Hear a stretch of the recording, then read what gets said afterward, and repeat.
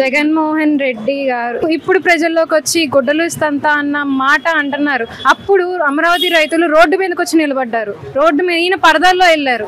మరి అప్పుడు ఎందుకు రాలేదు ప్రజల్లోకి? ఇప్పుడు ఎందుకు వచ్చి బట్టలు ఉడదీస్తా అని అధికారులని అంటున్నారు? అప్పుడు రావాల్సింది కదా.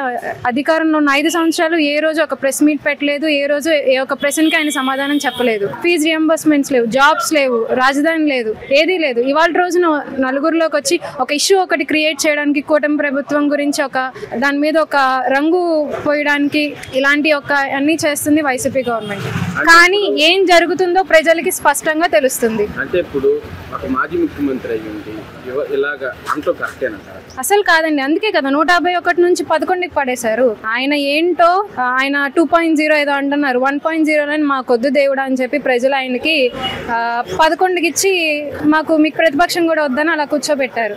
రాబోయే రోజుల్లో 11 నుంచి 1కి పడిపోయి ఇలా మాట్లాడితే 11 నుంచి 1కి పడిపోయినా ఆశ్చర్యపోవక్కర్లేదు. కూటమి పరిపాలన వచ్చేసి ప్రజెంట్ బాగానే ఉంది. రోడ్లు అన్ని కూడా బాగా ఉన్నాయి. గతంతో పోలిస్తే ఇప్పుడైతే చాలా బాగున్నాయి రోడ్లు.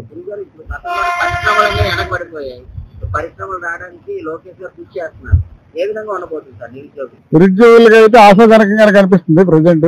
మరి ఇప్పుడున్న గవర్నమెంట్ కూడా పెట్టుబడులు రాబట్టడానికి బాగా కృషి చేస్తుంది. మరి లోకేష్ గారు కూడా ముందు చూపుతూ అన్ని కూడా బాగా తీసుకోవడం జరుగుతుంది. నిరుద్యోగ న్యాయం జరుగుతుందని అనుకుంటున్నాం.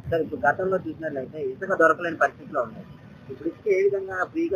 ఇసుక ఫ్రీగానే ఉంది, ఇబ్బంది వల్ల. గతంలో అయితే చాలా మంది కూలీలకి పని లేకుండా చాలా మంది రోడ్డు పడి పరిస్థితి ఏర్పడింది. ఇప్పుడు పర్లేదు, పనులు బాగానే ఉన్నాయి. శాంతి భద్రతలో కూడా గతంతో పోల్చుకుంటే పర్లేదు, బాగానే ఉంది. చంద్రబాబు నాయుడు గారి పరిపాలన అంటే మరి ప్రజలకు అందరూ నమ్మకం. ఆయన పరిపాలనలో ఒక న్యాయబద్ధంగా ఉంటుందని ఒక నమ్మకం.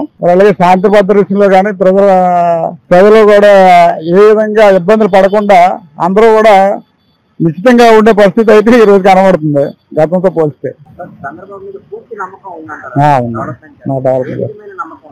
ఏదంటే చూస్తున్నాం కదండి, గవర్నమెంట్ వచ్చిన అతి తక్కువ కాలంలోనే మరి రోడ్లు కానివ్వండి, మరి నిరుద్యోగికి ఉద్యోగ అవకాశాలు కానివ్వండి, మరి పెట్టుబడులు కానివ్వండి, మరి అన్ని కూడా తీసుకురావడం జరుగుతుంది. అలాగే గతంలో ఆయన పరిపాలన కూడా ప్రజలందరికీ చూసిన విషయం తెలిసిందే కదా. అన్న క్యాంటీన్ పెట్టారు, 5 రూపాయలకే భోజనం. ఏ విధంగా ఉపయోగపడుతుంది? అది చాలా మందికి తెల్లవారితో ఏదో కూలి పని చేసుకున్న ఉద్దేశంతో కనీసం క్యారియర్ కూడా తెచ్చుకోవాలన్నటువంటి వాళ్ళకనే కాకుండా సామాన్య ప్రజలకు అందరికి కూడా, సామాన్య ప్రజలే కాకుండా కాస్త కోస్త కొంచెం మిడిల్ ఫ్యామిలీస్ ఆ టైంకి అక్కడ అందుబాటులో ఉండేటట్టు ఏర్పాటు చేస్తారు. అది కూడా చాలా బాగుంది. పరిపాలన బాగుంది. పరిపాలన బాగుంది. ఎంత వస్తుంది రోజు మీకు? 600-500 వస్తుంది. ఇప్పుడు భోజనానికి ఎంత ఖర్చు అవుతుంది? ఇక్కడ అవుతుంది 5 రూపాయలు. 5 రూపాయలు ఖర్చు అవుతుంది. 600 వస్తే మీకు 5 రూపాయలు ఖర్చు అవుతుంది. ఇంతకు ముందు ఎంత ఖర్చు అయ్యేది అన్నా క్యాంటీన్ లేకపోతే? 100 అంటే మీకు ఇప్పుడు 195 రూపాయలు మిగిలినట్టేనా? అంతే, మిగిలినట్టే. భోజనం ఎలా ఉంటుంది? బాగుందండి భోజనం. 5 రూపాయలకి ఇస్తున్నామని ఎలా పెడితే అలా పెడుతున్నారా లేదా నీట్ గా పెడుతున్నారా? నీట్ గా పెడుతున్నారా? బాగుంటుందా భోజనం? బాగుంటుంది. ఏం చెప్తారు మరి? చంద్రబాబు అందరికి డబ్బులు మిగలాలి, అందరి ఆకలి తీర్చాలని చెప్పి 5 రూపాయలకే ఉచితంగా భోజనం పెడుతున్నారు కదా, ఆయన కోసం ఏం చెప్తారు? మంచిదే చెప్తాము అంతే. మరి వైసీపీ వాళ్ళు అంటున్నారు ఏమన్నాం బాగోలేదని చెప్తున్నారు. మాకు బాగుందండి, ఒకరితో పని లేదు. ఇదేం 5 రూపాయలకి ముష్టి అన్నం పెడుతున్నారని చెప్తున్నారు. లేదు, మాకు బాగుంది, బాగా పెడతా ఉండదు. ఎలా ఉంది కూటమి ప్రభుత్వం వచ్చిన తర్వాత చంద్రబాబు పని? బాగుందండి. పేదవాడికి గత 5 ఏళ్ళు బాగుందా, ఈ 5 ఏళ్ళు బాగుందా?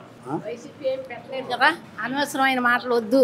అసలు తిడతారు ఇక ఆయన్ని. ఎందుకంటే బంగారం వెళ్ళే చక్కగా అందరూ తింటున్నారు. పిల్లలు, పెద్దోళ్ళు, ముసలాళ్ళు, మతుకోళ్ళు అందరూ మాబోటోళ్ళమే. ఆ మాటలు మాట్లాడారంటే అంతే ఇక. ఇంతకు ముందు గవర్నమెంట్ ఓన్లీ అప్పులు అంటే ప్రభుత్వ ఆదాయాన్ని ఏర్పరచుకోకుండా, జనరేట్ చేసుకోకుండా ఓన్లీ అప్పులు జరిగింది. ఆదాయం ఏమి రాబడి అలాంటివి ఏమి లేవు. కంపెనీలు రావడం కానీ, ఉద్యోగాలు రావడం కానీ అదేం లేదు. ఇప్పుడు వచ్చిన గవర్నమెంట్ వచ్చేసరికి ఆదాయం సమకూరుస్తూ ఆదాయం నుంచి కూడా ప్రజలకి పల్లెటూరులో ఉన్న చిట్ట చివరి గ్రామానికి కూడా రోడ్లు సరఫరా కానీ, రేషన్ సరఫరా కానీ, ఇంటింటికి పెన్షన్ కార్యక్రమం కూడా 1వ తారీఖు వెళ్ళి ఇవ్వడం కానీ అవన్నీ జరుగుతున్నాయి. ప్రతి ఒక్కరికి ప్రతి అభివృద్ధి కార్యక్రమంతో పాటు సంక్షేమ కార్యక్రమాన్ని కూడా గవర్నమెంట్ చేస్తుందన్న. అంటే వైసీపీ గవర్నమెంట్ అంటే గవర్నమెంట్ వచ్చి 10 నెలలు దాటుతుంది, రాష్ట్రాన్ని పథకాలు ఇవ్వట్లేదు కానీ అప్పుల పాలు చేస్తుంది, అది ఇదని మాట్లాడుతున్నారు. ఇప్పుడున్న పథకాలు రావట్లేదని చెప్తున్నారు, కానీ ఇంటింటికి రోడ్డు వచ్చిందో లేదో చూసుకోవాలి. ప్రతి పల్లెటూరులో రోడ్డు ఉంది. ఇప్పుడు చాలా కొత్త రోడ్లు వచ్చినాయి. ఇంతకుముందు సర్పంచులకు కూడా అధికారం డబ్బులు అది ఇచ్చేవాళ్ళు కాదు. ఆ మళ్ళీ వాళ్ళకి ఇచ్చామని చెప్పి వేరే పథకాలకి వేరే వాటికి అన్ని ధనాన్ని మళ్ళీ ఇచ్చేవాళ్ళు. ఇప్పుడు సర్పంచ్ కూడా నిధులు ఇస్తున్నారు. సర్పంచ్ అదే ఖర్చు పెట్టిస్తున్నారు. పల్లెటూరులో ప్రతి చోట ప్రతి పల్లెటూరు కూడా అభివృద్ధి జరిగేలా చూస్తున్నారు. అంటే ఇప్పుడు మాజీ ముఖ్యమంత్రి అయ్యుండి అధికారం బట్టలు కూడా తీసి నిలబెడతాను అని మాట్లాడటం కరెక్టేనంటారా?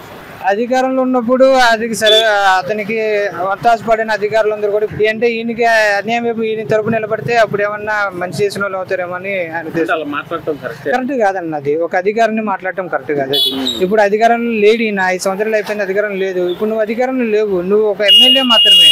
ఆయన 60 సంవత్సరాలు ఉండే ఒక ప్రభుత్వ అధికారి. నువ్వు ఇప్పుడు ఈ 5 సంవత్సరాలు నువ్వు నీ నియోజకవర్గ ప్రజలు కూడా ఏం చేయని సిచ్యువేషన్లో ఉన్నాడు ఆయన. ఇప్పుడు అసెంబ్లీకి వచ్చి మాట్లాడట్లా, అసెంబ్లీలో ప్రజా సమస్యల గురించి చేయట్లా. ఇప్పుడు ప్రజా సమస్యలు లోకల్లో తీర్చేది అధికారులే. ఎంఆర్ఓ కానీ, ఆర్ఐలు కానీ, లేదా కలెక్టర్లు కానీ ప్రజా సమస్యల మీద వాళ్ళకి డైరెక్ట్ వెళ్ళి తీర్చేది చేసేది వాళ్ళే. ప్రజాప్రతినిధులు ఎప్పుడు ఆదేశాలు ఇవ్వడం వరకు ఉంటుంది, కానీ అధికారులే కదన్నా అన్ని చేసేది గ్రౌండ్ లెవెల్. ప్రజలు సమస్యలు ఉన్నప్పుడు కానీ కాకుండా ఎవరైనా చనిపోదప్పుడు వచ్చి ఇలా మాట్లాడటం కరెక్టేనా? ఇది ఎలా ఉందంటే అన్న, ఇప్పుడు ఆయనకి కావాల్సిన అటెన్షన్ అన్న, ప్రజా సంక్షేమం కాదు, ప్రజల మంచి కాదు. ఆయన కావాల్సింది ఆయన భజన చేయాలి, ఆయన కావాల్సిన ఆయన అటెన్షన్ మాత్రమే. ఎప్పుడు ఏదో ఒక విధంగా ఆయన జనాల్లో నానాలని ఉంది, కానీ ప్రజలకి మంచి చేసి జనాలు హృదయాలు ఉండాలని కాదు. ఆయన జనాల్లో ఉండాలి, ఏదో ఒకటి క్రియేట్ చేసుకుని కాంట్రవర్సీలు చేసుకుని జనాల్లో ఉన్నాడు. మంచి చేసి లేడు. మంచి చేసి ఉంటే 150 సీట్లనే ఇచ్చేవాళ్ళు కదన్నా, 130, 120 ఇచ్చేవి. 11 కింద మిగిలిపోతారన్న. ప్రజా ముఖ్యమంత్రిగా గతంలో 5 ఏళ్ళు చేశాడు. అధికారులను ఎలా ఉపయోగించుకోవాలో అంతకన్నా అధ్వానంగా ఉపయోగించుకున్నాడు. గేటుకాడ కాపలాదారులాగా ఉపయోగించుకున్నాడు. ప్రతిపక్షాల మీద ఎప్పుడు పడితే అప్పుడు దాడులు చేపించడం, లేని కేసులు పెట్టియడం, జైలుకి పంపించడం. రఘురామకృష్ణరాజు లాంటి వ్యక్తిని కేంద్ర A to Z PM తో కూడా పరిచయం, ఏంటి రాజుగారు అనే పిలిచే వ్యక్తిని కూడా 3rd డిగ్రీ ప్రయోగించి అధికార దుర్వినియోగం చేసిన ఏకైక ముఖ్యమంత్రి ఎవరు ఉన్నారంటే జగన్మోహన్ రెడ్డి. ఆ టైంలో కూడా ప్రతిపక్షంలో ఉన్న నారా చంద్రబాబు నాయుడు గారు కానివ్వండి, తెలుగుదేశం పార్టీ నాయకులు కానివ్వండి, ఎప్పుడు కూడా అధికారులని అనుచిత వ్యాఖ్యలు చేయలేదు, వాళ్ళని హీనంగా మాట్లాడలేదు. ఒక 5 ఏళ్ళు ముఖ్యమంత్రిగా చేసి ఇప్పుడు ప్రతిపక్ష నేత హోదా లేకపోయినా కూడా నేనే ప్రతిపక్ష నేత అని అనుకుంటున్నాడు కదా. అంత బాధ్యత గల ఉన్న నాయకుడు అలా మాట్లాడడం అనేది ఆయన విజ్ఞతకు వదిలేయాలి. ప్రజలు కూడా హర్షించరు. రేపొద్దున ఈయన చేసిన తప్పులకి రేపొద్దున అధికారుల చేతిలోకి ఈయనే వెళ్ళాలి. ఎందుకంటే ఆయన కోర్టుకు కానీ లేదా జైలుకి వెళ్ళాలన్నా ఎక్కడికి వెళ్ళాలన్నా కూడా అధికారులే ఉండాలి. అదే అధికారులు లేకుండా ఈయన గుమ్మం బయట అడుగు పెట్టగలరా? చాలా తప్పండి. వాళ్ళకి మనం ఇచ్చిన అధికారం కాదు, వాళ్ళు స్వయంగా సంపాదించుకుని చదువుకొని ట్రైనింగ్ అయ్యి ప్రజా జీవితంలో ఏదో ప్రొటెక్షన్ గా ఉండాలి, మనం ఇదిగా పబ్లిక్ కి సర్వెంట్ గా ఉండాలని చెప్పి వాళ్ళు అధికారంగా చేస్తున్నారు. అలాంటి వ్యక్తులను అలా అనడం చాలా దుర్మార్గం. దాన్ని తీవ్రంగా ఖండిస్తాను. మళ్ళీ నేను వస్తాను, ఉద్యోగాలు తీపిచ్చేస్తాను అని దీన్ని మాట్లాడుతున్నాను. ఆల్రెడీ ఆయన బట్టలు ఎప్పదీసి జనాలు ఇంట్లో కూర్చోబెట్టారు. ఈయన ఎవరు బట్టలు ఎప్పుదెత్తాడండి? ఈ మొన్న 11 వచ్చి నెక్స్ట్ 2029లో 1 సీటు కూడా రాదు ఆయనకి. ఎందుకంటే ఆయన గురించి మొత్తం ప్రజలు కళ్ళు తెరుచుకున్నారనమాట. అప్పుడేదో 1 ఛాన్స్ ఇవ్వాలని చెప్పి ఇచ్చారు. ఆ 1 ఛాన్స్ తోనే లాస్ట్ ఛాన్స్ గా మిగిలిపోయాడు. ఇంకా ఆయన రాజకీయాలకు గాని ప్రజా జీవితంలో గాని పనికిరాని పువ్వు కింద మిగిలిపోయాడు. అది ప్రజలందరూ గమనించి ఆయన పక్కన పెట్టేశారు. ఇంకా ఆయన్ని పగటకలను తప్పించి వాస్తవాలు అయితే ఏమి ఉండవండి. ప్రజల్లోకి రాకుండా రోజు ఎవరైనా చనిపోయినప్పుడు ఆయన వచ్చి ఇలాగ మాట్లాడటం కరెక్టేనా?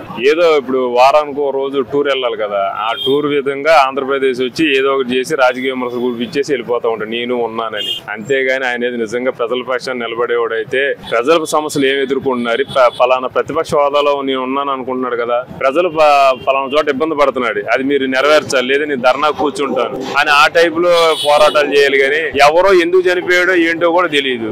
దాని మీద ఏమో ఎంక్వైరీ జరుగుతుంది. ఏకంగా ప్రతిపక్షాలు చంపేశారు, తెలుగుదేశం నాయకులు చంపేశారు అని చెప్పి అనడం అనేది చాలా తప్పండి. అది ఏదైనా ఉంటే కోర్టులు ఉన్నాయి, పోలీసులు ఉన్నారు, అది నిజం తేలుస్తారు. దోషులు ఎవరైనా కూడా శిక్ష పడక తప్పదు.